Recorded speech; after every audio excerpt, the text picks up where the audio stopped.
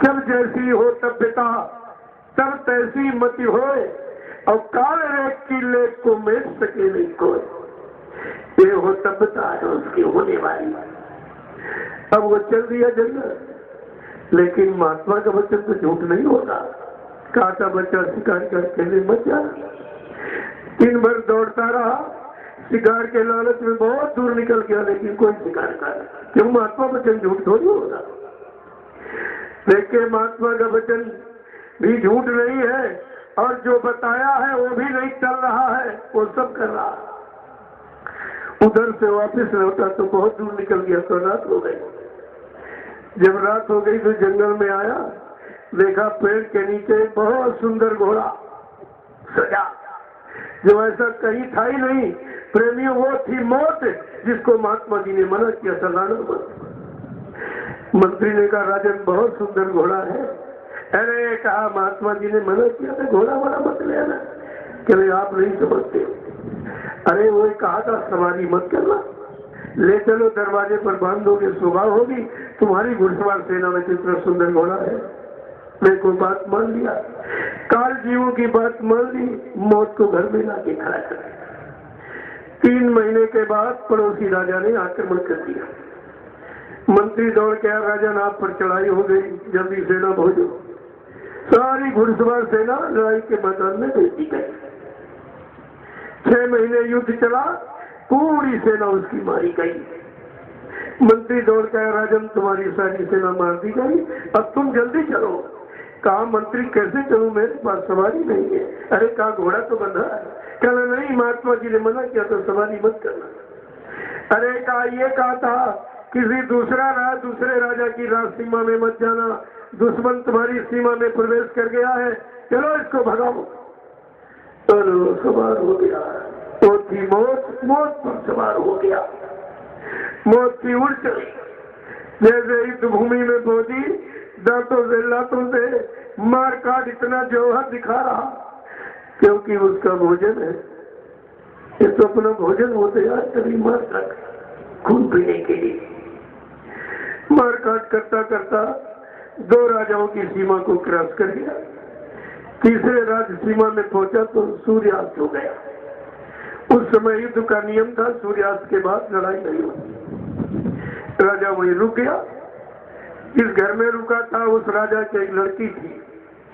लड़की ने कहा, पिताजान कहीं न कहीं तो शादी तुम हमारी करोगे।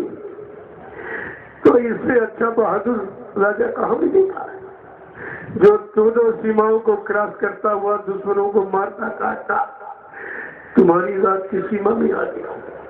हो न हो मेरी शादी किसी के साथ करता। देखो प्रेमियों, शादी हो गई। अब एक वचन रह गया महात्मा का कि बच्चा तुम्हारी मौत है। देखिए, एक एक वचन महात्मा के झूठ नहीं निकले, सब सत्य हुए। और अंत में जब शादी हो गई तो उस राजा ने कहा, तुम हमारे जमाई यानी दामाद हो गए, जाओ सेना ले जाओ, लड़ाई लड़ो। अब वो सेना लेके लड़ाई के मैदान पहुंच गई। जैसे दुश्मन का पहला वार हुआ, राजा धराशायी जमीन पे गिर गया। महात्मा जी खड़े कहते, कहो राजन माने, बताया था एक एक वचन मेरा तुम्हारे सामने सिद्ध, और तुम कहते भी रहे, लेकिन काल की जीवों की संगत की तुमने, इसलिए तुम हमारे वचनों की कदर नहीं कर पाए। अब मेरा एक वचन शेष बाकी है, वो है मौत। वो तुम्हारी मौत होने जा रही है। प्रेमियों, संत वचन पलटत नहीं, पलट जात ब्रह्मांड। चाहे ब्रह्म अपनी ब्रह्मांड की रचना में तब्दीली बदलाव कर दे, लेकिन संत जो कहेंगे वो करके दिखाएंगे। संतों की जबान दस्तावेज होती है। ये हमेशा आपको ध्यान में रखना चाहिए। यह सब तुमको समझ की सलाह है। अगर तुम इस चीज को समझ लिए होते, या तुम्हारे अंदर कोई गुरु प्रति शंका पैदा कर सकता है? क्या वचनों को कोई झूठ कह करके तुम्हें हटा सकता था? यह सब चीजें आपको संभाल के रखनी चाहिए थी, लेकिन तुमने, तुम्हारे पास गुरु का कोई वचन नहीं रहा। तुम सब इसीलिए शंका संदेह भूल भ्रम में चले गए। तो शिष्य की पहचान सब महापुरुषों ने बताई, ऐसे नहीं है। प्रेमी और शिष्य तो करोड़ों बन जाते हैं, लेकिन भक्त कोई कोई बनता है। भगवान राम के साथ जामवंत, नल्ली, लंगर सब जुड़े थे, लेकिन पूजा सिर्फ हनुमान की होती, किसी भक्त की पूजा किसी भक्त की नहीं होती, केवल हनुमान भक्त। क्यों? हनुमान भक्त था, बाकी शिष्य थे। सब अपना अपना स्वार्थ लेकर, सुग्रीव क्या विभीषण सब अपने अपने स्वार्थ लेते थे, लेकिन हनुमान के अंदर क्या था? जब यानी मेघनाथ ने शक्ति बाण मारा, लक्ष्मण मूर्छित होकर जमीन पर गिर गए, तो भगवान राम को मौका मिल गया, लीला करने लगे कि पेड़ के नीचे बैठ कर रोने लगे। जितने उनके साथ कोल बिल बंदर जुड़े थे, सब शंका में आ कि अरे ये भगवान नहीं है, ये खुद ही रो रहा, हमारी क्या मदद करेगा। देखो एक लीला में शंका, जैसे एक गुरु की लीला में तुम सब शंका में चले गए। राम की एक लीला में सब कोल बिल बंदर साथ छोड़ के भागते, लेकिन हनुमान डाली पर बैठा रहा। बगने वालों ने कहा हनुमान सब चले गए, तुम अभी बैठे। कहा देखो ये क्या कर रहे हैं, क्या इनकी मौज मर्जी है, क्या इनकी लीला और करिश्मा खेल ये जाने। हम तो भक्त हैं, हम शिष्य हैं, हम दास सेवक, हम मुरीद फॉलोअर हैं। हमारा काम इनके आदेश का पालन करना और अग्रिम आदेश का इंतजार करना, यह है भक्त की पहचान। तो हनुमान क्यों जा रहे? प्रेमियों, जब त्रेता का इतिहास बना तो पूजा हनुमान की हो रही, और ऐसी नहीं जिस मंदिर में राम की पूजा उसी मंदिर में हनुमान की। और राम के मंदिर कम हिंदुस्तान में, हनुमान के मंदिर ज्यादा है। क्यों? राम से अधिक राम करता था। ये भी सिद्ध कर दिया कि हमसे ज्यादा मेरे भक्त, जिसने मुझको ही देखा किसी को नहीं देखा, मुझको ही पकड़ा किसी को नहीं पकड़ा, मेरी ही मानी किसी की नहीं मानी, कहा उसे भक्त, ये भक्त सम्मान। क्योंकि राम ने एक परीक्षा ली थी हनुमान की। कहा जाओ हनुमान, लंका नगरी में, राक्षस नगरी है तो ब्राह्मणों की थी, लेकिन अब राक्षस हो गई, उसका खान पान खराब हो गया, तो जाओ मेरा संदेश दे। अगर हनुमान ये सोचता कि राम अपने दुश्मन के घर हमको भेज रहे तो कभी नहीं जाते। लेकिन शिष्य भक्त की पहचान है कि स्वप्न में भी गुरु के प्रति विरोध आने नहीं देता, उनके एक एक वचनों पर कुर्बान होता है, उसको भक्त कहते हैं, शिष्य कहते हैं। चुपचाप लंका में कूद पड़ा, इससे बेचारा सताया गया बहुत है, लेकिन भक्ति का पूरा पक्ष है। एकदम कुर्बानी दे दी अपने राम, अपने गुरु इष्ट भगवान के प्रति। इतिहास बन गया उसका। क्या तुम्हारे में से कोई हनुमान है कोई दिखाई दिया? तुम्हारे यहाँ सब भगोड़े एकदम बंदर बचा दिया, कोई टिकने वाला ही नहीं, कोई रुकने वाला नहीं, कोई गुरु के पास रहने वाला नहीं, कोई गुरु को पकड़ने वाला नहीं। तुम्हारे यहाँ सब भगदड़ मच गई। ऐसे ही जब गुरु नानक जी के 4400 शिष्य थे, इसी कलयुग की बात है, ये तो 4400 शिष्य थे।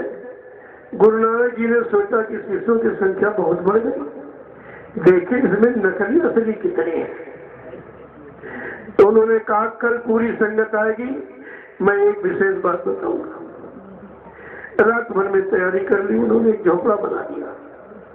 उस झोपड़ी में एक बकरे को बंद किया, एक तरबूज का फल रखा, एक तलवार, एक बाल्टी में लाल रंग डाल के पानी घोल के रख दिया, और संगत से कहा खड़े हो जाओ सब लोग लाइन से। जब सारी संगत खड़ी हो गई तब क्या कहा गुरु नानक जी ने, हमको सर चाहिए सर। जो आगे खड़ा था वो भक्त था। अरे उसने कहा ये तो बहुत अच्छा समय है, शीश दिए गुरु मिले तो भी सस्ता जान। अगर गुरु के आदेश में मेरा सिर चला जाए और गुरु खुश हो जाए तो इससे बड़ा सौभाग्य। वो तो फट अंदर घुस गया। तो वहां तलवार उठाई, तरबूज पर मारी तो खच की आवाज, बकरे का कान उमेर दिया तो ब्याह की आवाज किया उसने। एक लोटा पानी लाल रंग का डाला तो बाहर निकल के आया। लोगों ने अरे का इसका तो काम हो गया। ऐसे दूसरा तीसरा चौथा, पांचवें तक पहुंचे थे। इसके बाद जब छठे का नंबर आया, कहा हमको सर चाहिए सर, तो एकदम भगदड़ मच गई, सब भगदड़ हो गई। प्रेमियों, आज भी आप पढ़ते हो गुरु नानक जी के पंच प्यारे ही रहे। 4400 में 5 निकले और तुम्हारे यहाँ 45 करोड़ में एक भी नहीं निकला, एक भी नहीं निकला। देखिए इतिहास कहाँ जा रहा है। और गुरु ने इतिहास बनाने का संकल्प लिया है। वो भी कहा ऐसा इतिहास बनाऊंगा जो भूते न भविष्य। हकीकत है कि 45 करोड़ चेलों में कोई नहीं, सब फंस गए। और जिस गुरु ने इतिहास बना दिया, यही अनोखा है कि ना ऐसा भगवान समय का जिसने बिना भक्तों का इतिहास बना दिया। कहा था बच्चा चाहे सब भग जाओ फिर भी परिवर्तन कर दूंगा। परिवर्तन रुकने वाला नहीं है। तो आपको तो एक एक बच्चे को ध्यान देना चाहिए। तुम्हारे यहाँ कोई निकल आएगा, ये देख लीजिए, ये है भक्तों का इतिहास। और तुम्हारे यहाँ गुरु भक्त सब स्वार्थी, लोभी, लालची, जमीन जायदाद, रुपया पैसा, धन दौलत, मान सम्मान, गद्दी, इसके सिवा कुछ नहीं। मैं आप लोगों से एक बात पूछना चाहूंगा, क्या गद्दी पार कर देगी? धन दौलत, जमीन जायदाद पार कर देगा कि गुरु पार करेगा? ये भी नहीं लोगों की समझ में आया कि हमें पार कौन करेगा। ये तो बड़े बड़े राजे महाराजे बादशाहों का इतिहास पढ़ा, जिनके पास अकल्पित धनराशि के खजाने, सोने चांदी, हीरे जवाहरात के, वो भी गाली चले गए। हमारे पास तो ये कागज का धोखे वाला रुपया, ये कुछ है। यह सब विचार करके रखना चाहिए। प्रेमियों, ये 5 दिवसीय आध्यात्मिक सत्संग समारोह जन जागरण का अभियान 17 तारीख से 22 तारीख 17 को भी शामिल किया गया कि शोभा यात्रा थी और 2 घंटे रात्रि में सत्संग हुआ था। 17 से 22, 17 दिसंबर से 22 दिसंबर 2015 दादा गुरु की पुण्य स्मृति का 68वां वार्षिक भंडारा 2015। यह पुनीत पावन पर्व है। ये भंडारे का मतलब समझते हो? जो आत्मिक धन का भंडार खजाना लेके आया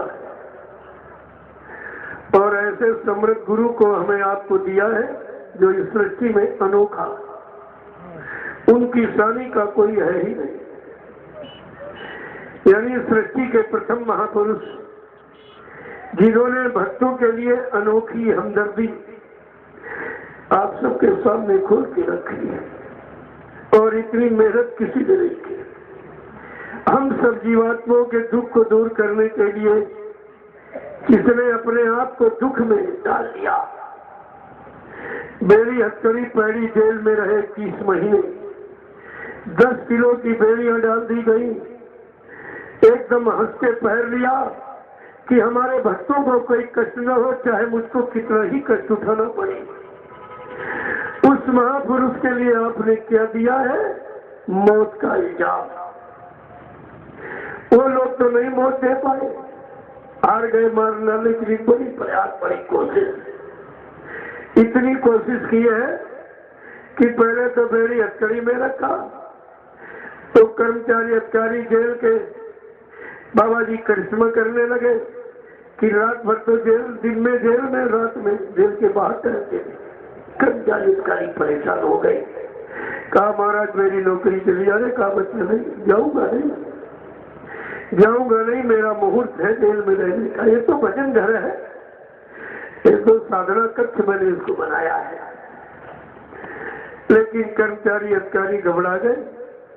उन्होंने मुसम्मत जो प्रधानमंत्री उस समय थी, जिसने बाबा जी को बंद किया था, कांग्रेस का शासन था, उसने मुसम्मत को सूचना की प्रधानमंत्री कि बाबा जी को जेल में बंद करने का कोई मतलब नहीं निकला। क्या क्या है? कहा वो दिन में तो जेल में बंद दिखाई देती और रात में बाहर करके दिखाई देते, जब अंदर आओ तो फिर जेल में दिखाई देते। कैसा करिश्मा दिखाई सब गए। तो अब समझा तो उसने नहीं, कुछ मुसलमान है। उसने क्रोध में आके कहा इनको कटघरे में बंद कर दो, मर जाएंगे। और कटघरा लाया गया, उसमें बाबा जी को बंद किया गया कि अभी इनको खाना पानी मिलेगा नहीं, प्रकाश हवा, ये मर जाएंगे। अब वो कटघरा रातों रात उत्तर प्रदेश की जिले की जेल में, उस जिले की जेल में 6 महीने घुमाया गया कि बाबा जी मर जाएंगे। और मतलब जब कटघरा 6 महीने के बाद दिल्ली की तिहाड़ जेल में खोला गया तो एक चमत्कार, जैसे कटघरा खुला एक भव्य प्रकाश निकला। तब कर्मचारी घबरा गए, ये क्या हो गया। और बाबा जी साधनाधीन, कपड़े एकदम ब्रश किए हुए, ये ड्रेस देखकर कर्मचारी अधिकारी घबरा गए। उन्होंने तुरंत मुसम्मत को सूचना दे दी कि बाबा जी मरे नहीं, बल्कि ये चमत्कार हुआ। और मुसम्मत घबरा गई, ये क्या हो गया। मैंने इतने उपचार किए, ये फिर भी नहीं मरे, इसका मतलब कोई बड़ी शर्त है। अब घबरा कर वो मुसम्मत प्रधानमंत्री अपने गुरु देवराहा बाबा के पास गए और कहा कि महाराज ये जय गुरुदेव नाम के महात्मा कौन है। देवराहा बाबा ने कहा उनको मत छेड़ना बच्चे, वो युग पुरुष है, युग सृष्टा, युग दृष्टा है, अगर वो पलक बंद कर ले तो प्रलय हो जाएगी। कहा महाराज मैंने तुमको जेल में बंद किया है, मैंने बेड़ी हथकड़ी पहराई है, मैंने कटघरे में मार डालने के लिए बंद किया है। अरे कहा बच्ची जा जा माफी मांग ले, वो दयालु है, ब्याह कर देंगे। 1979 में वो मुसम्मत प्रधानमंत्री भारत की बाबा जी से यानी क्षमा याचना के लिए मथुरा आश्रम में थी। 80 मिनट तक रोटी नहीं है,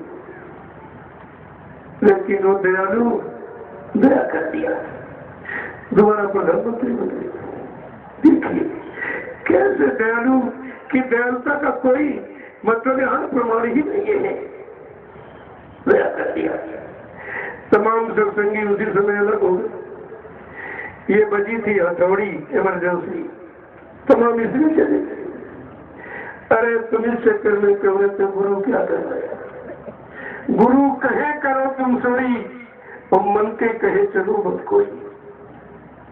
वो किस लिए कर रहे हैं, उनकी आगामी व्यवस्था परिवर्तन की क्या है, तुम इस चक्कर में क्यों रहते हो। तुम्हारा जिसमें भला हो तुम्हें वो करना चाहिए।